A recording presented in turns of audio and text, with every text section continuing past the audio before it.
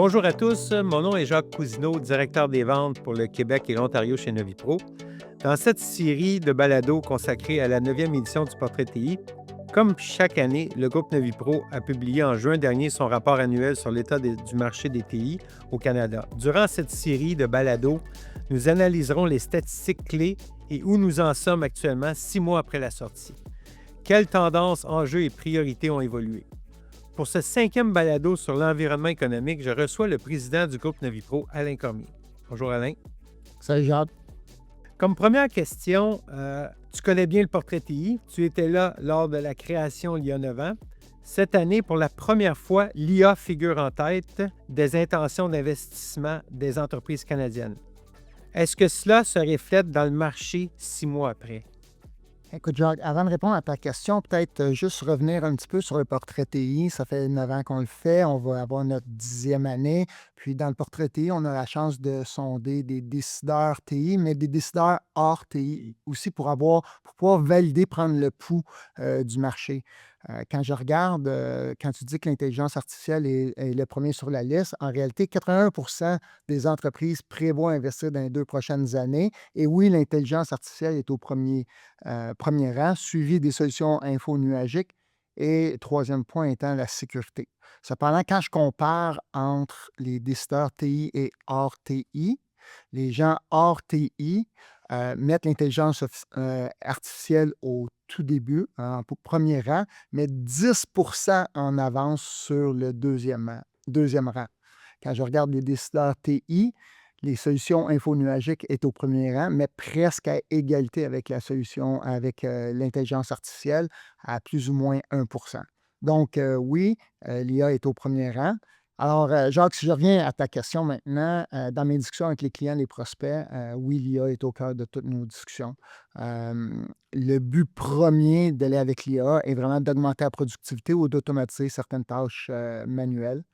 Oui, ils veulent réduire les coûts d'opération, mais je pense un élément important qu'on doit garder en tête, c'est qu'ils se doivent de demeurer compétitifs dans leur marché. Euh, Ce que j'ai pu voir dans mes discussions aussi, c'est ce qui ralentit l'investissement en IA, c'est les coûts. Oui, il y a l'aspect sécurité. Les gens commencent à être beaucoup plus sensibles à qu'est-ce qui se retrouve à l'extérieur versus à l'intérieur. Mais le défi le plus grand qu'ils rencontrent, c'est d'identifier le bon cas d'usage qui va amener le bon retour sur investissement. Et c'est vraiment cet élément-là qui est important avec nos clients et qui est vraiment dans toutes les discussions qu'on a avec eux. Penses-tu que le marché canadien est suffisamment préparé à l'intégration de l'IA? Je crois que le marché canadien est à l'affût et prêt. Ceci dit, il y a encore beaucoup de questionnements. Je vais répondre différemment à ta question. Je crois que le marché canadien se doit d'investir en intelligence artificielle. Normalement, le marché canadien est plus lent à adopter les nouvelles technologies si on se compare au marché américain. Et aujourd'hui, avec l'évolution rapide des technologies, si nos entreprises canadiennes n'investissent pas, ils vont perdre leur côté compétitif du marché. Et plus ils vont attendre pour investir dans cette nouvelle technologie-là, plus ils vont avoir une dette technologique et ça va être très difficile à récupérer. L'IA est dans toutes les bouches, mais on assiste aussi à des changements en info nuagique. Historiquement, les entreprises utilisaient des solutions sur site. Maintenant, 55 d'entre elles prévoient dans les 2 prochaines années d'utiliser les logiciels info nuagiques. Quel est ton sentiment là-dessus? Ben, comme je t'ai dit à la première question, aujourd'hui, les solutions info-nuagiques sont au deuxième rang, globalement, du portrait TI. Pour les décideurs TI, plutôt au premier rang. Ce qu'on voit, la grande croissance dans les solutions info-nuagiques, surtout d'un point de vue logiciel, c'est que la grande majorité des éditeurs logiciels ont maintenant leurs solutions info-nuagiques. Et on voit une pression énorme sur les clients pour migrer vers les solutions info-nuagiques. Je dirais même qu'il y a plusieurs éditeurs qui ont commencé à éliminer les solutions sur site on-prem et rajoutent des nouvelles fonctionnalités, ce qui force les clients ou les prospects à migrer vers les nouvelles solutions. Euh, Grande tendance que je vois avec les cas qu'on fait avec les clients ou le retour sur investissement qu'on fait avec les clients, c'est que les solutions info-nuagiques deviennent plus économiques quand tu regardes sur une longue période que d'acheter les infrastructures, d'acheter les logiciels, de mettre les coûts de gestion. Donc, c'est vraiment quelque chose qu'on voit. Puis les grandes tendances sont surtout pour les ERP, pour les CRM, puis on le voit aussi de plus en plus Oui. d'un côté analytique.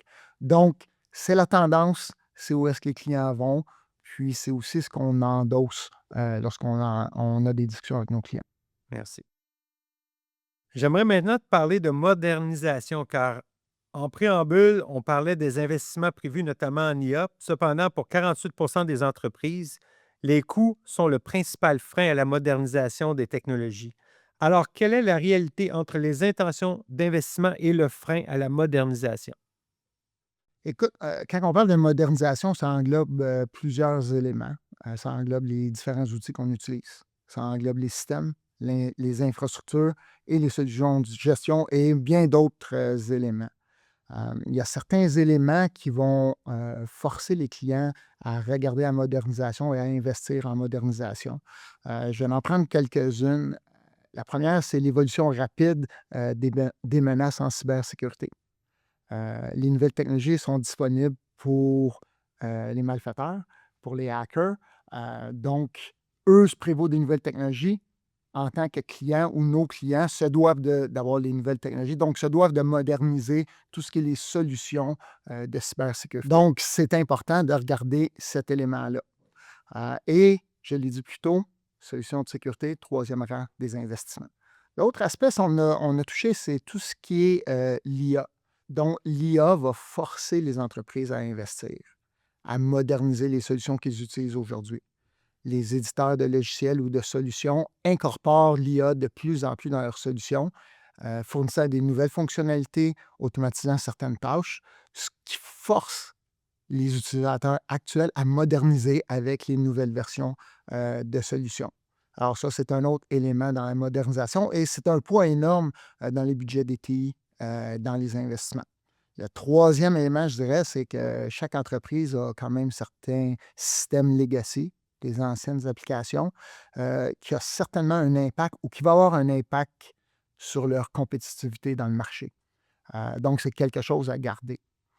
Euh, Au bout de la ligne, ce qui est de modernisation, que tu prennes des décisions ou des investissements pour te protéger, pour augmenter ta compétitivité, ta productivité, il y a un élément qui est important pour les clients. euh, Ça ne peut pas être juste un point technologique. Il faut que ce soit relié à un besoin d'affaires. C'est ce qu'on voit de plus en plus. Les budgets résident beaucoup plus avec les lignes d'affaires. Puis un budget technologique doit être associé à un besoin d'affaires. Et c'est vraiment ce qu'on voit là d'un point de vue modernisation. OK, merci. Comme dernière question, Alain, le rapport montrait que la majorité des entreprises canadiennes ont atteint le stade de mise en œuvre de ces efforts de modernisation. Qu'en est-il 6 mois après?